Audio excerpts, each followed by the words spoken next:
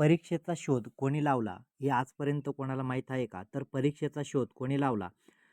American व्यापारी Henry फिशेल यांनी परीक्षेचा शोध लावला. 19व्या शतकाच्या उत्तरार्धात बघा, 19व्या शतकाच्या उत्तरार्धामध्ये परीक्षेचा शोध लावला गेला. कोणी लावलेला?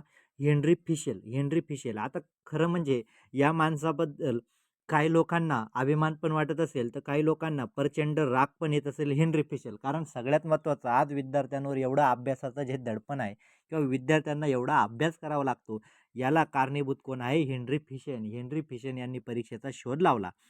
परीक्षेचा शोध लावण्यामागचे हेनरी फिशेनचे कारण विद्यार्थ्यांच्या संकल्पना, आकलन आणि शिक्षकांच्या पक्षपातीशिवाय मूल्यांकन करणे, वर्गातून शिकणे. म्हणजे बघा, हा परीक्षा मग आता काही म्हणतील का परीक्षेत शोध लावायची गरज काय होती?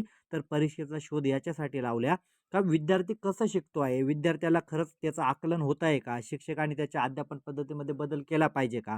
पक्षपात जर केला, एखाद्या विद्यार्थ्याला हुशार मानलं, तो हुशार आहे, पण जर परीक्षेच्या आधारे खरंच तो विद्यार्थी त्याची कुवत समजते, यासाठी परीक्षेचा शोध लावला गेला.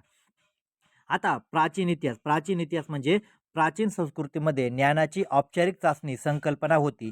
चीनमध्ये सगळ्यात पहिली परीक्षा घेण्यात आली बघा. चीनमध्ये घेण्यात आलेली पहिली परीक्षा घेण्यात आली. परीक्षा कालांतराने विकसित झाल्या आहेत. आज अनेक प्रकारच्या परीक्षा वापरल्या जातात. म्हणजे बघा, परीक्षेचा शोध कोणी लावला? हेनरी फिशेल याने लावलेला आहे.